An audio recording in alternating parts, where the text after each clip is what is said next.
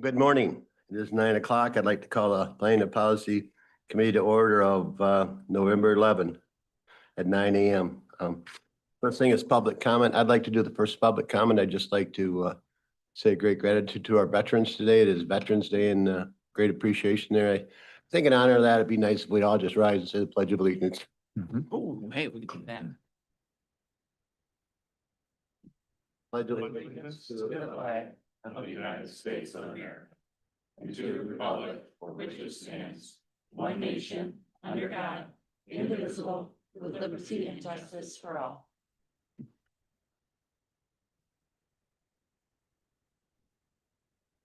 Is there any public comment at this time?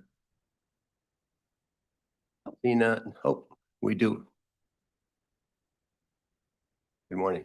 Good morning, Susan Franklin, Spring Lake. I'm the Circuit and Probate Court Administrator. And usually at about this time every year, I'm inviting you all to join with the Circuit Court for Adoption Day. And I wanted to let you know that although we are definitely still celebrating and honoring Adoption Day, we won't be actually holding a ceremony this year. That's just because we have several families that are in the process of adopting, and we invited them, but they all asked for privacy or to try to move their adoptions along in a different time frame. So we wanted to honor those requests, obviously, of those families. We are still looking to celebrate Adoption Day in the future with a ceremony. Or we're also looking at celebrating Family Reunification Day, which occurs in June, which is obviously also a very important day for our family court and to honor those people who are working to reunite families. So I did want to let you know that we do still very much appreciate the board's support of Adoption Day and our family reunification efforts. So thank you very much. Susan, what date is that, or day, or? Reunification Day occurs in late June. It was the 26th this year, but I'm not exactly sure what day it will be. And Adoption Day is? Adoption Day is always the Tuesday before Thanksgiving. Thank you. That's okay. Thank you. Thank you. Yeah, them are amazing events to go to. I've been to some and they are great. So thank you. All right. Move on to approval of the agenda. Is there a motion? So moved. All in favor, say by saying aye. Aye. Approval of the consent resolutions. So moved. Support. All in favor, say by saying aye. Aye. Motion carried. I move on to action items. Action items. The first one is Riley Trails, nation of 15 acres, and the motion is to approve and forward to the Board of Commissioners the donation agreement between the County of Ottawa and Bayou and Westland Company LLC for the donation of 15.7 acres directly adjacent to Riley Trails, an approximate value of $600,000. Additionally, to authorize the Parks Director to execute all documents necessary to implement the intent of the Commission and Board, including closing, recording, and related documents. So moved. Support? Motion being supported. Jason. Good morning. Morning. So we've been working on this donation for a while now. So the developer has worked with the township and received a variance to their local zoning requirements for green space. In return, they're donating this 15 acres that will expand Riley Trails. So we are in the middle of doing our environmental site assessment and title work. So this is conditional on us, completing all of that work, but everything's moving forward. So, Any questions for Jason's comments? Jason, the $600,000 value, how is that determined? so the average per acre property right now in Park Township was 40,000 an acre. So Wow. that's my estimate. Solely, if they would want to claim it for any reason on their for their taxes, they would need to have an appraisal done. Okay. So, Well, thank you to them for donating it. yep. This If is they're the- listening. It's huge. Sorry. This is the project that there will be a trailhead at the end of the cul-de-sac. Is that right? Am I thinking Correct. of One, okay. Yep. And we would try to do, I think we were looking at next fall, so sometime September maybe for opening it, doing a formal dedication of some sort. So it has a couple weeks ago, it was still in corn, so there's some construction going on. Some of the roads are closed down there, but we'll do restoration of those row crop areas into more native plantings. So. Jason, is this strictly a donation or is there anything that parks are doing for them as well? So it's strictly a donation. It meets their zoning requirement. So they approached us in conjunction with the township about it. And then we are paying for the environmental work and the title work. So, yeah. Thank you. Great. Please call the roll. Mr. Teeples. Mr. Moss. Yes. Mr. Barry. Yes. Mr. Bonema. Yes. Mrs. Rhodey. Yes. Mr. Zylstra. Yes. Mrs. Wenzel. Yes. Mrs. Medema. Yes. Mr. Dritzma. Yes. Mr. Bruegger. Yes. Mr. Kyers. Yes. Motion passes. Thank you. Action item number 2 is the item of Explorer Trail, and the motion is to approve and forward to the Board of Commissioners to authorize the Parks Director to enter an agreement with the Ottawa County Road Commission for administration of proposed transportation alternatives program, which is TAP, grant for the Allendale segment. Item was Explorer Trail, and to increase the budget for capital project 2022-12 to $3,270,426.78. The funding anticipated from a pending transportation alternative programs grant and from the Ottawa County Parks Foundation's Grand River Greenway Fund. Further, directors instructed to take such actions as are necessary to implement the intent of the commission of these matters. So moved. That's a long one. It is. Yeah. So it's an exciting project. We've been working, this is part of the item Explorers Trail, Grand River Greenway, 36.5-mile trail system from Lake Michigan all the way to the King County line. This one we're really excited about. We've been coordinating with the township on for years. This is where the trail will cross M45. So at 60th Avenue, this is a transportation alternative project for the trail, but at the same time, a full through intersection is proposed there at 60th. So we've been coordinating hand in hand. There will also be utility work that will go in on Pierce, and Pierce will be paved all before this trail is constructed. So it's a multi-year process. We would apply later, or probably next spring, and then it would. If we hit our schedule, we would be constructing sometime in 2028. So, yeah. And we would likely, there is a resolution. The township has supported this project. They committed another $620,000 to help fund the trail component.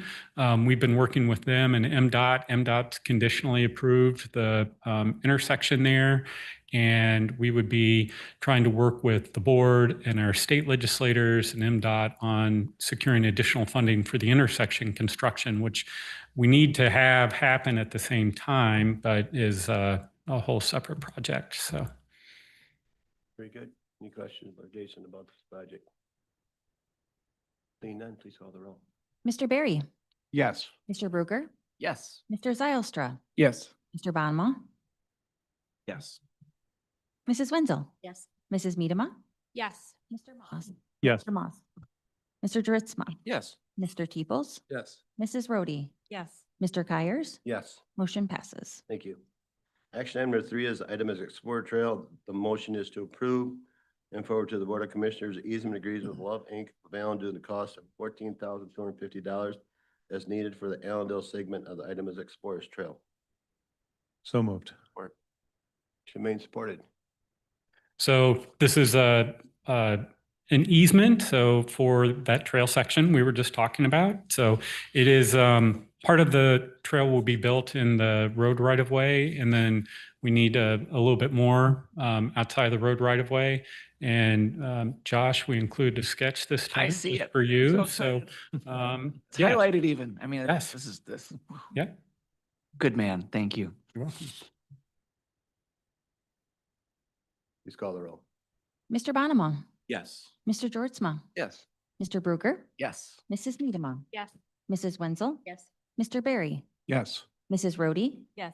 Mr. Moss. Yes. Mr. Zylstra. Yes. Mr. Teeples. Yes. Mr. Kyers. Yes. Motion passes. Thank you.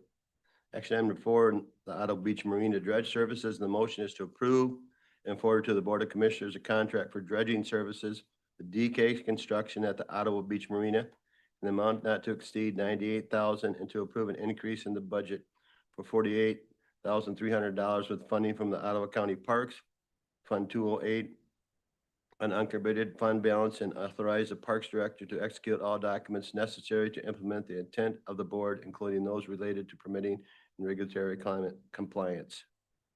So moved. Support.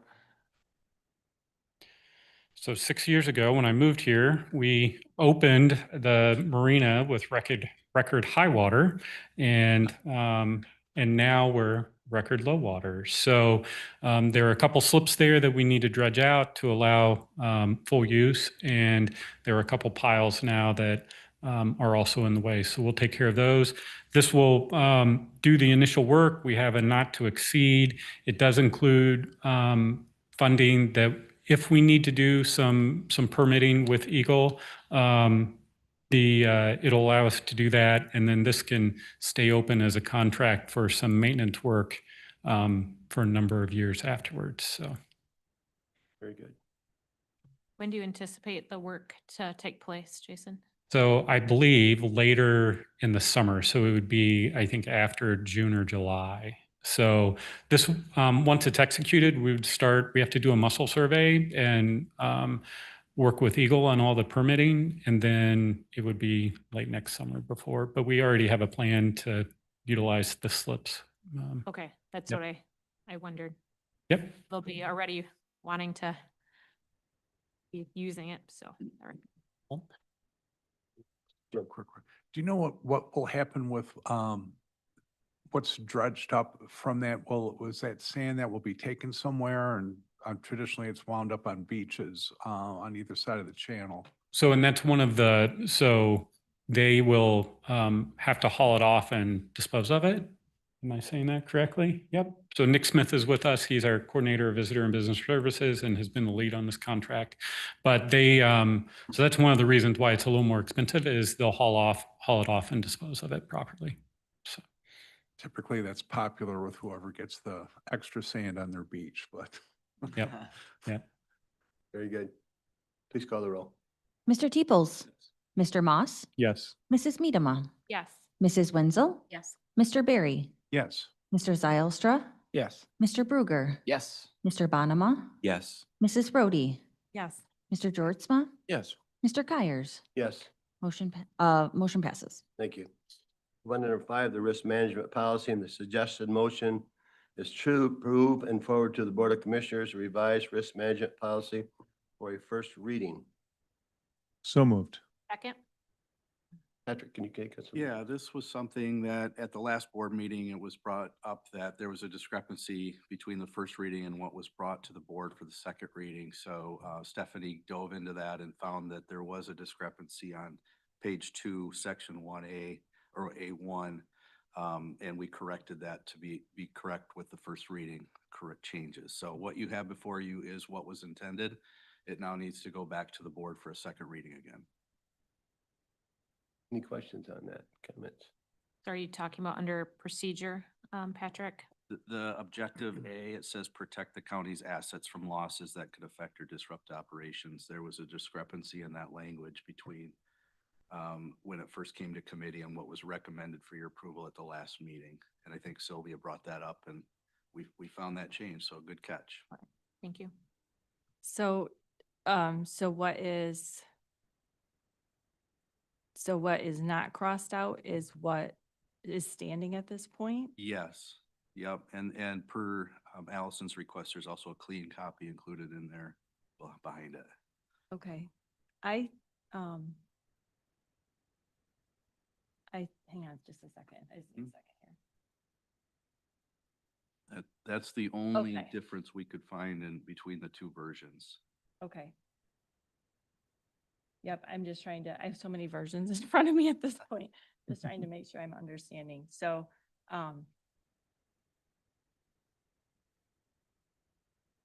okay. So this is the way it was originally written then? I believe so. A1 as Yeah. is right now? Yes. Okay. All right. I do have one other question on this, and that is under, let me find it now. It's under B, 1B. And so I'm just wondering, just asking for clarification. So that reads, defend, settle, and pay all claims that are covered by the authority. Does that change anything from how things happen right now? So right now, typically for us settlements above a certain amount, those decisions come back to this board for final approval. Does this wording change that?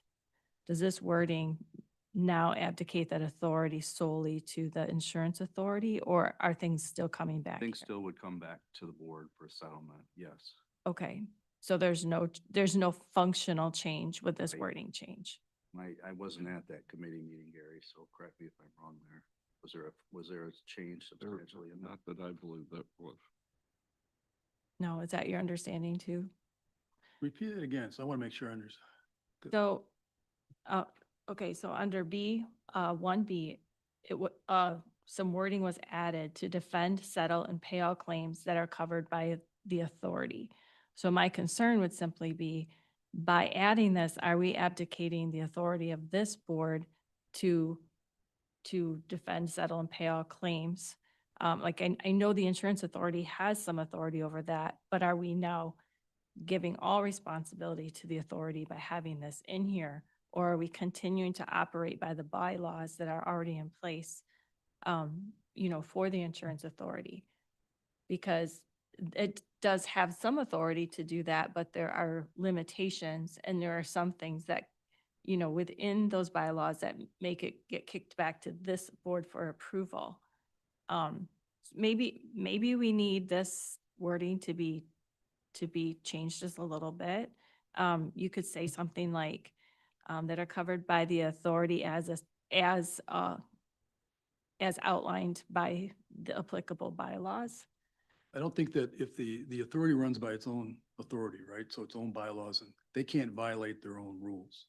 And so this tells us we take it to a point, but then at that point, it's whatever the authority's rules say. They can't be violating their own rules by going above what they could do for the board, for an example. So let me play devil's advocate here, though. Okay. So if we're saying, okay, we're going to take this authority and we're going to place it under their authority.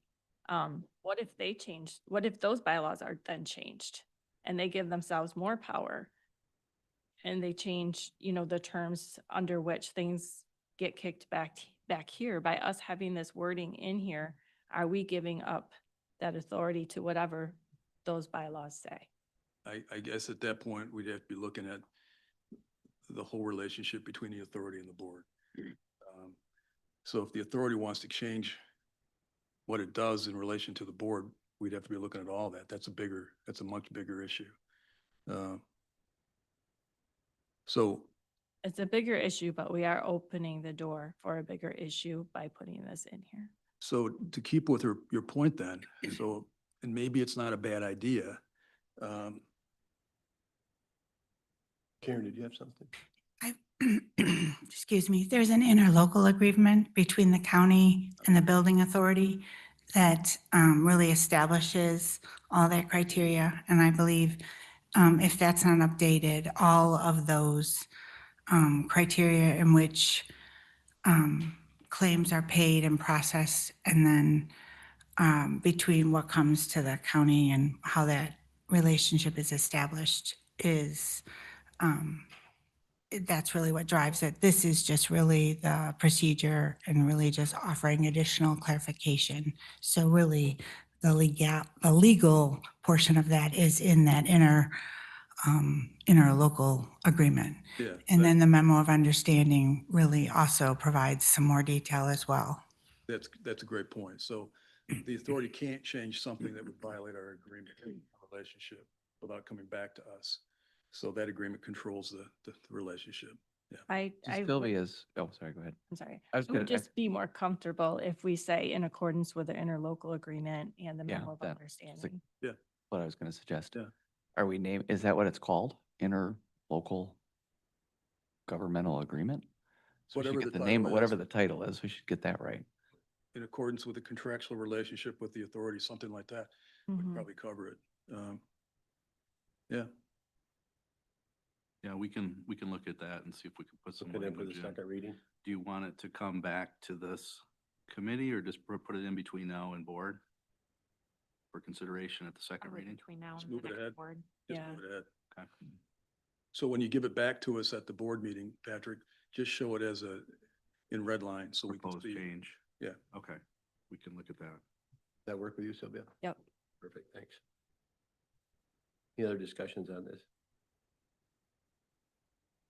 I think this can be a voice. All in favor, signify by saying aye. Aye. Same. Thank you.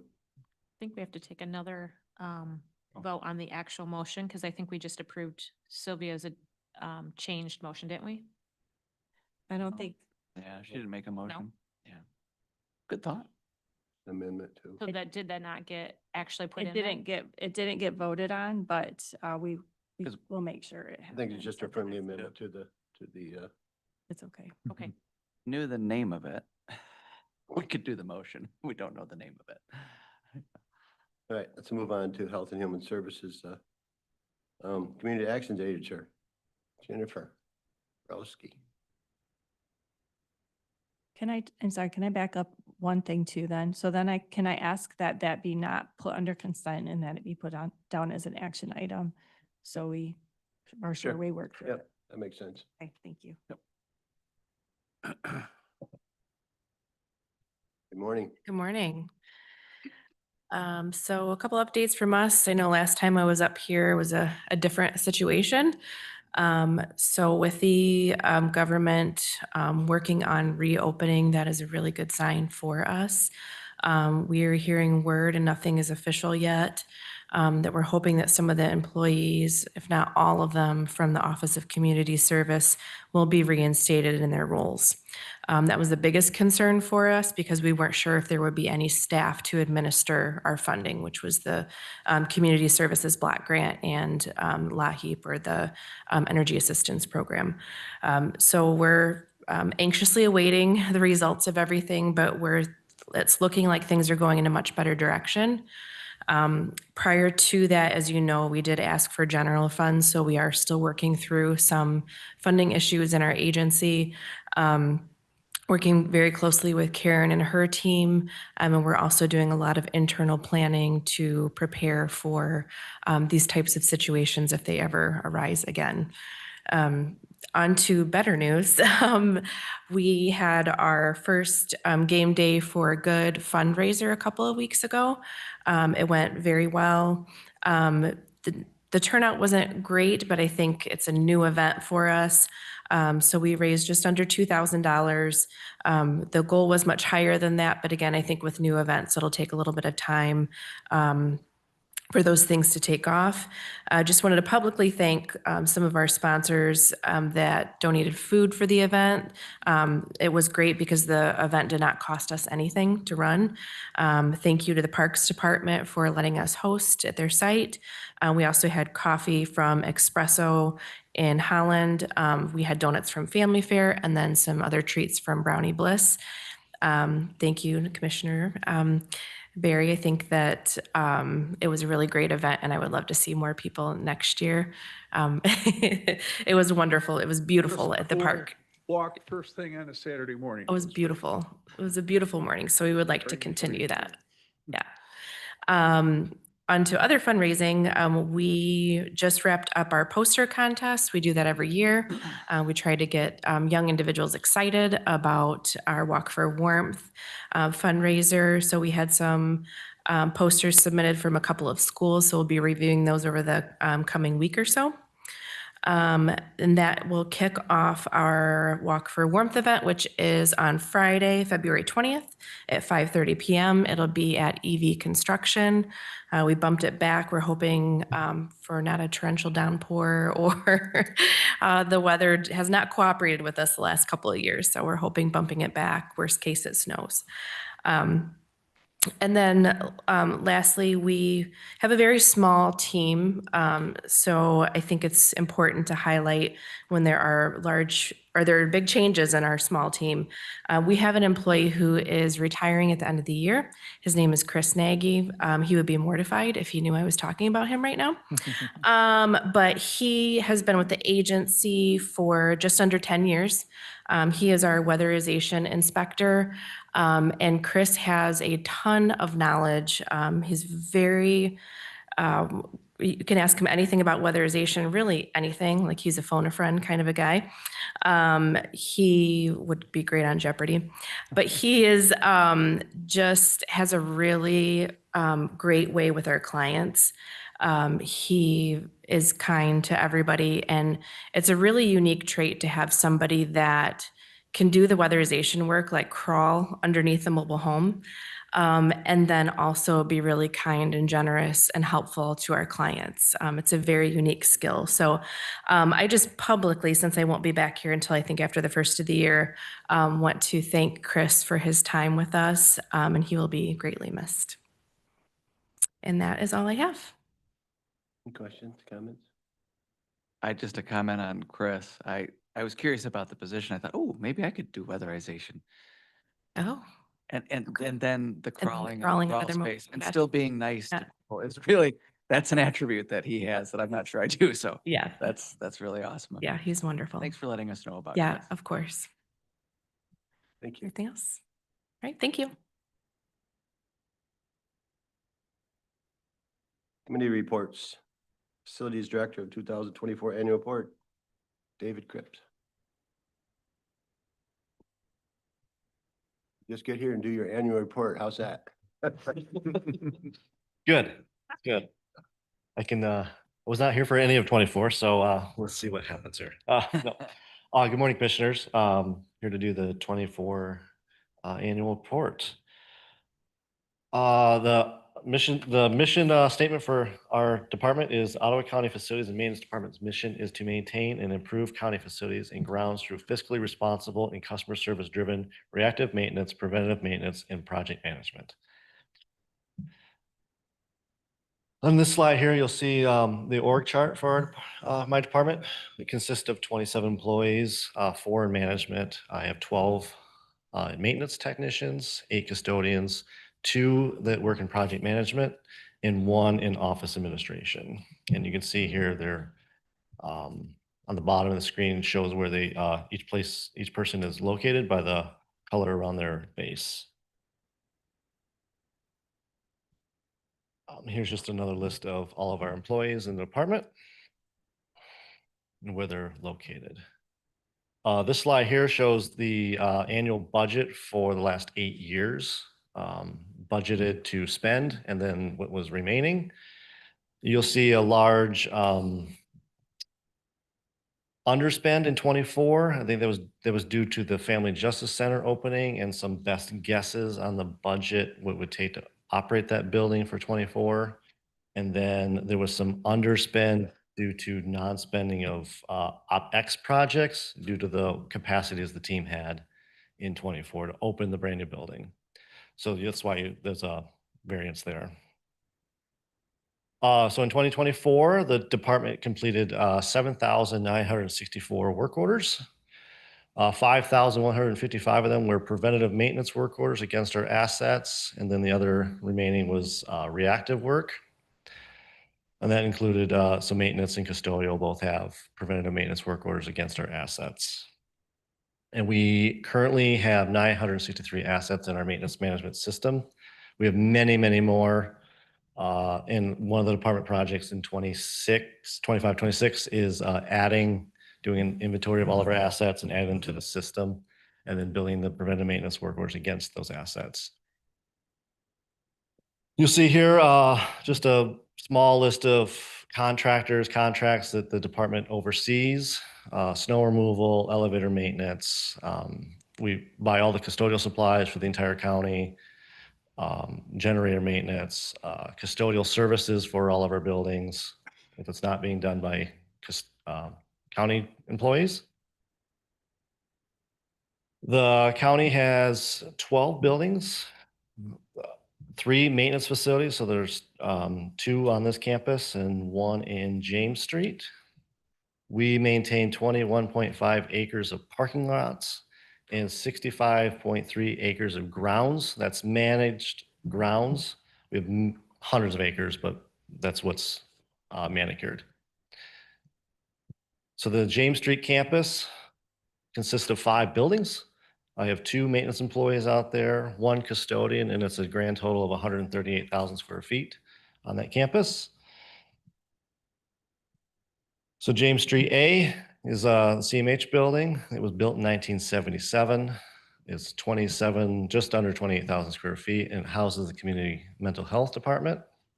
Some of the projects that were completed in 24 were a snow removal equipment for the campus, an employee awning repair, a new hot water heater, and the department completed an ADA study in that building. James Street B houses CMH and JJI, was built in 1986 and is 24,000 square feet. Again, that building completed an ADA study and some lighting upgrades were completed in the break room. And you can see there, the building has a new facade that was done in 24, 25, completely changing the building. C building was built in 1988 and it houses the public health department, community accident agency, and environmental health. 29,000 square feet. So the projects completed there by the department were repair glazing on employee patio, ladder safety rails on the roof, and also the ADA study. D building, built in 1988, houses the State of Michigan Department of Health and Human Services, Public Defender's Office, Adult Probation. Good list of 20 projects completed in 24, safety roof ladders and railings on the roof, card reader installation. The building was painted, new water heater, new bollards, and a new fire alarm panel were also installed. This campus consists of 4 buildings, or 6 buildings really. We have 6 maintenance employees, 2 custodians, and 2 housekeepers, and it's just over 250,000 square feet. Administration building, which was built in 1988 with a renovation and an expansion in 2008, is 135,000 square feet. Lobby floor and lower level carpet were replaced in 24. Window for elections department. Some DRS alarms throughout the building were installed. Again, some snow equipment, and a parenting room was built in the basement or lower level. Justice Center, was built in 3 phases from 94 through 2005. It is 136,000 square feet, and it houses adult detention, juvenile detention, in the former probate court area, which will be renovated into the Veterans Affairs area later early next year. Some minor renovation was done to the juvie classroom in classroom 1. Interior door scanners were installed, and a centralized custodial supply closet was incorporated into the building. Family Justice Center was opened in 2024 and is 75,000 square feet. The projects were opening the building. So yes. And the building was completed on July 20th, 2024, and opened to the public on July 23rd. Huge effort by the facilities team to get that building opened and up for them. Grand Haven facilities consist of the Grand Haven Courthouse, Beech Tree, and the Fulton Street campus. It was 132,000 square feet, has 2 maintenance employees and 1 custodian out there. Grand Haven Courthouse, which was built in 2009, is 120,000 square feet. The team completed some chiller repairs, 2 mini splits in IT closets, more snow removal equipment. Fire alarm panel was also replaced, and the parking lots where lighting was upgraded. This building houses the 58th District Court, Friend of Court, Adult Probation, and Prosecuting Attorney's Office. The Fulton Street building which was built in 1974, was also rehabbed in 2004. It is just under 11,000 square feet and houses community mental health and the public defender's office.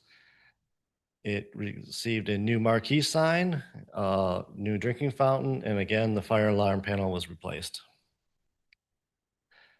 Beech Tree, which is a leased facility by public health, we maintain, is just 2,200 square feet and is houses public health. And it had some card readers installed in 2024. Some of our other facilities is the Hudsonville District Court and the Holland District Court, each with one maintenance employee, one custodian, and just under 100,000 square feet total. We'll see here the Hudsonville District Court, which was built in 1977. In addition, in 2005 is 34,000 square feet. And the project that was completed there was power monitoring from Consumers Energy, so we can see what phasing and electrical loads on the building are. And then the Holland District Court was built in 2005 and is just under 60,000 square feet. The windows were professionally washed in 2024 and more card readers were installed in that building. We are looking forward to 2026 with a new countywide building management system, building automation system, which controls our HVAC and lighting throughout the county. Exterior and interior signage updates. We continue to update compliance measures and continue to align the department with industry best practices. Any questions? Questions? I've got one on the Grand Haven Fulton Street and the projects, the hotel space development. Can you explain that? What is that? Hotel space development. Is that the parking lot lease agreement? And you want to speak to that here? Yeah, at Okay, the go ahead. parking lot, we've been working with the city of Grand Haven and they now have the lease agreement. It should be brought forward in December for the board to look at. That's for the new hotel they're building? Yes. there? Okay, thank you. That's part of the, it's an extension on the west end of the parking lot at the county building. Perfect, thanks. I got, just curious on the power monitoring, was that necessary due to fluctuations or was there a different, if there's another reason for that? I believe so, yes. Yeah. Yep. Issues with Consumers Energy coming into the building, yep. Okay. I didn't see anything mentioned about the veterans move in the 2025 projects. Do you have anything any updates on that? Yes, I do. It is out for bid right now for construction services. So that should be in front of the board in December for approval for the construction services of that space. Construction to start in January and plan to be in the space by May of 26. One more curiosity, just the fire alarm panels, looks like they were replaced across the board. Was there like a larger upgrade that was needed or? Yes, they were all out of date and not serviceable anymore. So there's a few more to do.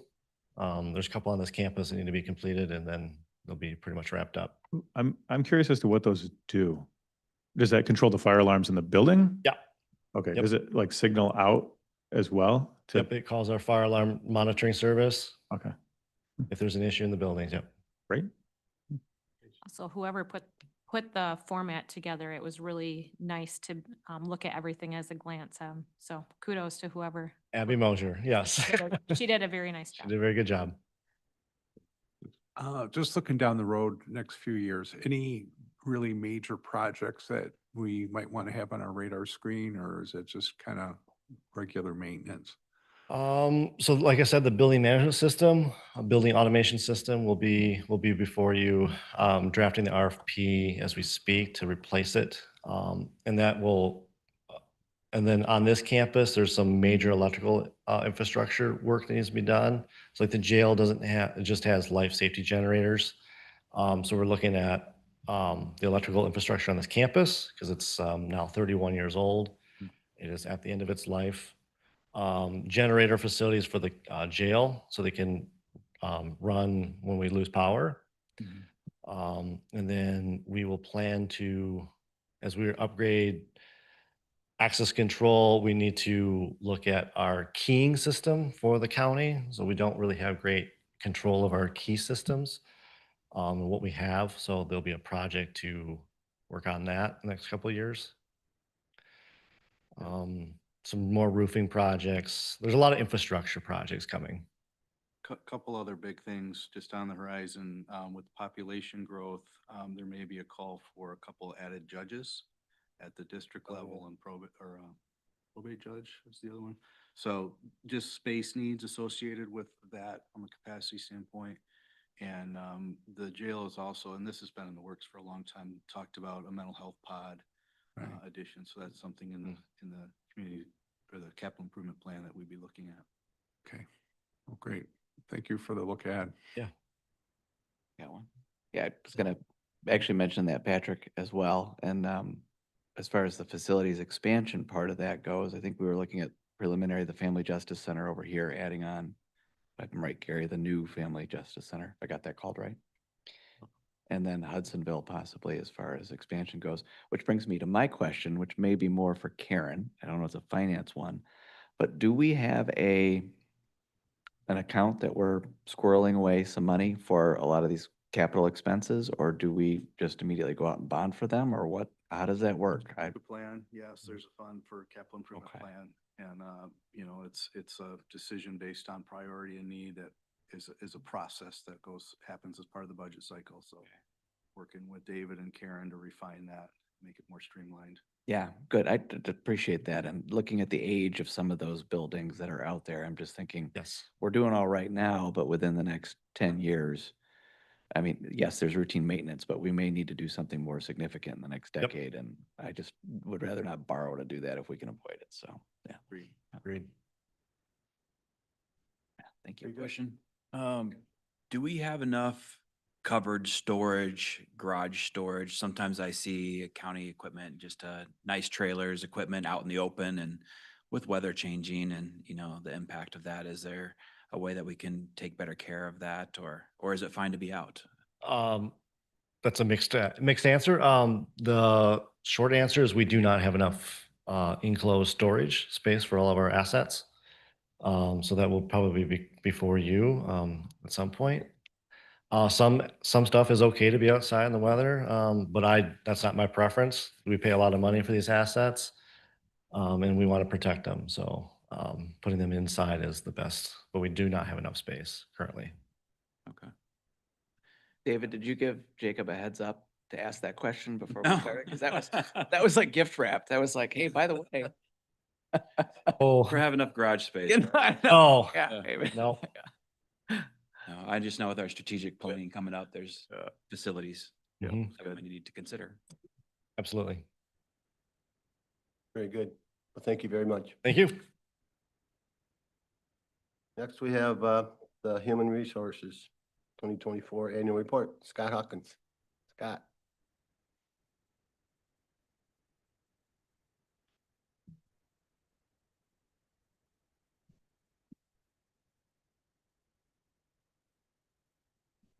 Good morning, Mr. Chair, Vice Chair, County Commissioners, and committee members. Today, I present to you the fiscal 2024 HR Annual Report.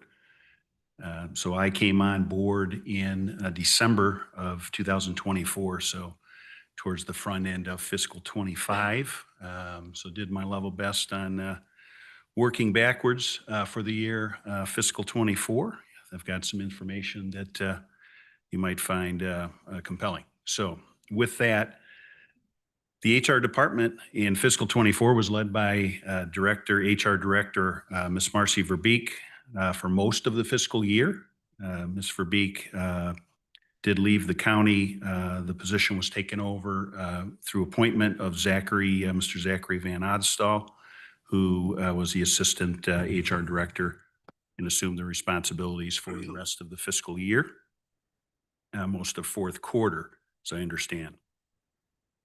The slide you see is the team that was intact for the most part during this time period. The HR department was heartbroken and grief-stricken for a good part of 24, approximately half of it. That is through the sudden loss of one of its HR team members, Ms. Devin Garcia, who's an HR specialist who died tragically in an automobile accident while on her way to work, May 17 of 24. If you look at the photo that we have, we want to, by way of memorial, recognize our fallen colleague, the third from the right, the late Miss Garcia. I'd like to also, in memory of our former colleague and friend, ask for a moment of silence to memorialize Miss Garcia, please.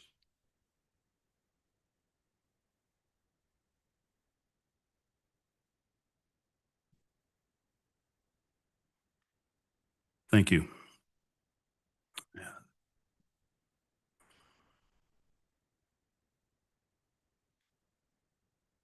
So the structure, HR structure is set up by administration, operations, which includes labor relations and other areas such as compensation, kind of the catch-all area of HR, to be further broken out by some areas of concentration, that being the benefits division, the talent acquisition and organizational development, payroll division, these are the operating divisions of the HR department. So there's a lot going on any day in HR, and quite a bit of cross-functional efforts by individuals in the department. We're not that big of a department. Matter of fact, we tend to be probably one of the smaller departments. So there's a lot of sharing of resources and teamwork in the HR department.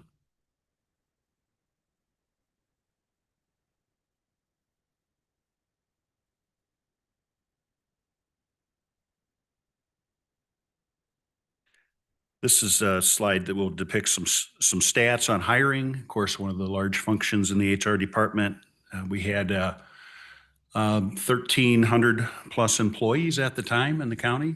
We had a 14.62% turnover, which is quite remarkable, I think, for that size of a staff. According to national statistics, we had about 300 new employees with over 6,000 applications.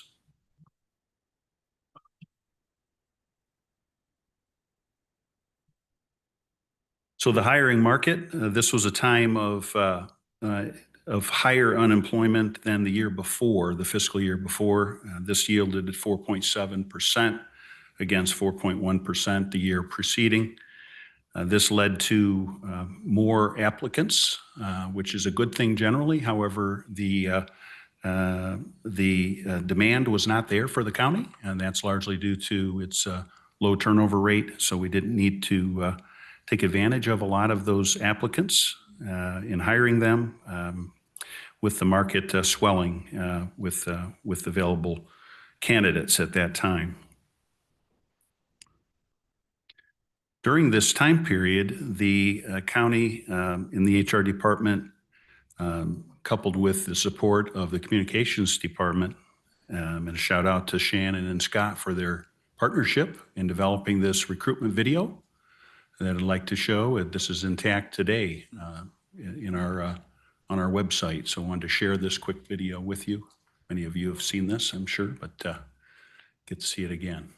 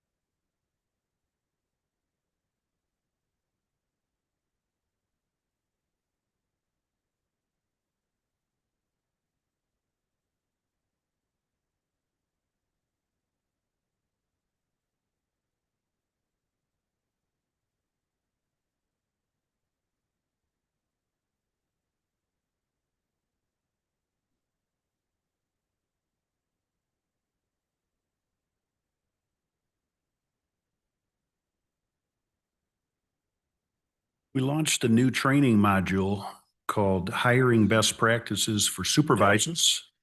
This was a module that was put in place to assist and provide a roadmap of hiring talent in a competitive marketplace to our supervisors and management across the county. Very successful. It's part of our portfolio today, which leads me to our portfolio.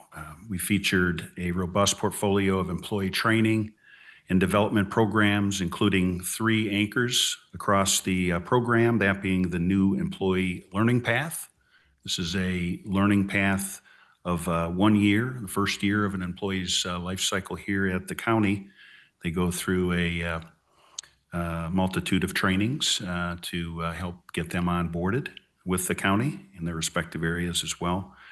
The Emerging Leaders Program, this is a great opportunity for our talent in the organization to make improvements in their opportunities for growth and to do just that and to grow in the county in their leadership areas.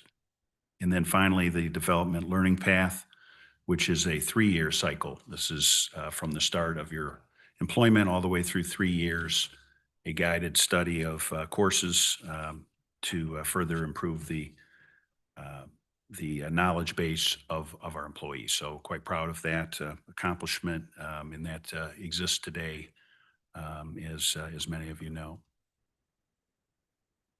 We were able to continue to offer a highly competitive health insurance benefit program largely because of coming in below Public Act 152 that came into existence in the state of Michigan in 2012. County's only been below that cap 1 time, I think it was 2017. So this particular fiscal year, we were able to achieve below cap and also below the national trend and the public entity benchmark. So from a costing model. The county saw 2 new unions organize in this time period and were certified in 2024, that being a union in the CMH department, AFSCME, American Federation of State, County, and Municipal Employees, as well as the Public Health Department, seeing a new union organize and become certified in 2024. Both achieved first contracts, and they're set up to expire this year, 12/31/25. And this brought the county up to 9 contracts from 7 previously. Employees received, still on that one. Yeah. The employees received a 6% COLA in this particular time period, as well as enjoying an added floating holiday and additional vacation time. 1 week was added in the band of vacations from 3 weeks to 4, 4 to 5, and topped out at 6 weeks, as is today, as well as an enhancement in the MERS DC plan, moving from 6% to an 8% match. And I'd like to introduce you to the 2025 HR team. It consists of 13 team members. And you see on the slide there, I'd just like to take a moment and recognize each of my hardworking HR professionals on our team. So myself and the assistant HR director is Kirk Babcock. Sarah Allen is our HR manager. Aaron Rotman is our longtime benefits analyst. David Gronewood is a longtime payroll compliance supervisor. Tim DeYoung Jr., payroll coordinator. Kelly Rance, longtime talent acquisition analyst. Brianne Hancock, talent acquisition analyst. And we have 5 HR specialists that focus and concentrate in different areas of the HR department. And that is Jessica Diem, who is an HR specialist in our benefits division. Donnie Ken, who is the HR specialist in payroll and data. Kiera Powell, HR specialist, compensation and labor relations. Emma Urbaniak, HR specialist in HR development, and Amy Dykema, HR specialist, talent acquisition. So there you have it, the HR report for fiscal 24. Questions, please. Thank you, Scott. Any questions for HR? Yeah.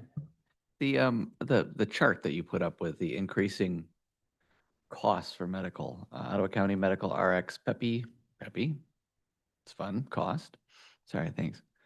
So I'm following this, we're the light blue line, so well down there on the bottom, bravo. Yeah. Above that is the PA, the Public Act 152. And I don't know what your familiarization is with Public Act 152. I'm very unfamiliar with that one. Yeah, okay, very good. How do we stay under that? I guess what is it? How do we stay under it? And especially with those increasing costs in the public sector, holy crap. Sorry to be direct. Yeah, that's a very good question, Commissioner, and one that's many entities are grappling with each new enrollment period, as we did this particular year. And you'll be glad to know that for fiscal 26, 25, which we'll cover this next year, but and for 26, both years actually, we came in below PA 152 again, so two more years, which is fantastic. Now, what it is it's a public act that was adopted by the state of Michigan. So this is a state, not federal, in which there was a bar set for the monies that public sector employers could go to or spend on health insurance, and it was a way to essentially to recognize overspending, I suppose, is what they really were after by governmental entities, and putting a cap on that, literally. If And I can add to that, it's essentially, there's two options that the employer can stay under. No more than 20% of the costs can be assumed by the employer, or there's a hard cap limit that varies depending on how many employees you have, the size of the organization. That number fluctuates from year to year. So you can do it either or. You can say, we'll stay under 20%, whatever it is, or we'll agree to opt out and do the hard cap limit. And it's better to be under the hard cap limit if you can. yeah, now really what it does is, just to summarize, it'll keep us out of the typical standard 20-80 type or 30-70, percentage wise, where we're passing on a much larger cost to the employee. And so we've been just in a really fantastic space as far as the county goes to be able to stay below that. And a lot of that is through the experience of the claims as well. It keeps that costing down. So you can't control that, obviously, but we do our best through our wellness program, and Vitality, as far as our managed healthcare program and such, to do our part to help keep costs low. So. Okay, no, that's good. And so if I'm a prospective employee looking for a job, for a while now, we've been talking about how in the public sector, it's not as great as it maybe used to be. Perhaps from a healthcare perspective, this is a huge asset or attribute to benefit to working for the county, and at least in our case. That's what I'm taking, because you're right. Private sector, you're paying a lot larger portion of your income for health expenses. That's correct. Yes, Commissioner. Yes. Great, thank you. Thank you. Any other questions? So got to commend you on the 3-year leadership program for employees. I think that's fantastic. I'm glad you guys have done that. That's pretty great. So you indicated that there were 2 new bargaining units that came into play in 24. They're going to have contracts expiring at the end of this year. So next year we have 2 new bargaining units to negotiate. How many others of the 7 the other 7? Do we have any? Yeah, 2026, Commissioner, Chair, 2026, 12/31, the other 7. So the courts, friend of the court, and the 4 sheriff's office police contracts. So 2 next year, and then 7 the following year. Well, 2 this year. They expire 12/31 of 25. So we're embarking on negotiations right now. That's going to be my next question. Yeah, Where do you yeah. stand on the 2 that are going to expire now? Those we're going to bargain the public health contract first week in December, and the third week in December, we're going to be bargaining the CMH. Now, CMH is up in the air because of a lot of moving parts, as I'm sure you're aware, and this committee is aware. So we've come to a understanding with the union, and they understand as well. So it wasn't much of an issue, but just in working together to realize that that's a good move, just to kind of let the dust settle a bit in that area. Yeah, I'll be surprised if you guys get a contract negotiated by the end of the year, given the stuff you just mentioned. So, okay, but then the following year, we'll have 7 We'll have 7, yes. to figure out, but you'll have more tools under your belt by that time to figure things out. Right. Yep, we'll have a wage study. Yeah. Yep, and all wage the study. information. Okay, all right, good. Yeah. Good. Great. Allison. Morning again. Good morning. Thanks for your report today. I appreciate the dialogue that's already taken place. I would love to see, my own interest would be perhaps another time where you come to give an update, not necessarily an annual report, but giving us a little bit more in depth, according to the page of the strengthening growth and development. I would be fascinated to see a little bit more about what that 3-year program looks like, or the year, as well as what are your ways of assessing as you go through that program, as an employee goes through it? How successful is it? How do they feel equipped to step into a supervisor role? I would just love to see a little bit more in depth, so that we can have a little bit more of an insight of those who are taking the program. It would be I think it would be very interesting for the board to hear more about. Yeah, be glad to do that, Commissioner. Thank you. Yes. I do have one stat to share. If you're talking about stats and success, the Emerging Leaders Program has yielded approximately 42% of the employees in that have been successfully elevated into a supervision type position within the county. So since Is that after the 1 year or the 3? No, that's the culmination of the entire program's been out for, I think, like 4 years, I think it is. Okay, and then do you know who the program's done through? Is it through a third party? Oh, this is all the materials here are through Ottawa County. None of these are third parties. Yeah. Yeah, I would be very curious to see more about that. I don't think that's something that's come before the board before, so that would be Very good. really neat.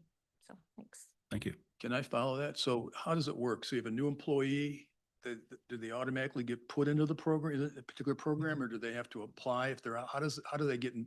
They get downloaded. Yes, the employee gets downloaded into the system, and there is some electives they can make, but otherwise they're downloaded into the prerequisite courses. And then there's some that they can choose from, a list of a catalog that they can choose for the 3-year plan. So if you have an employee, say, been around 5 years and they want to participate in something like this, how does that work? Yes, they should just talk it over with their supervisor from a time commitment standpoint, and then go through the catalog. So we're outside of the intentional training here. If you want training down the line, you can do that and just sign up for the program. Yeah, Yeah, I love it. Yep, do it all the time. We run those all through the year. So yeah. Good. Thank you, Scott, and thank you Yep. to your team. Yeah, thank you for the time. All right, next we move on to discussion item. Policy approval as a consent or action item. Yeah, this actually ties in very nice with Sylvia's request about the interlocal coming back as an action item.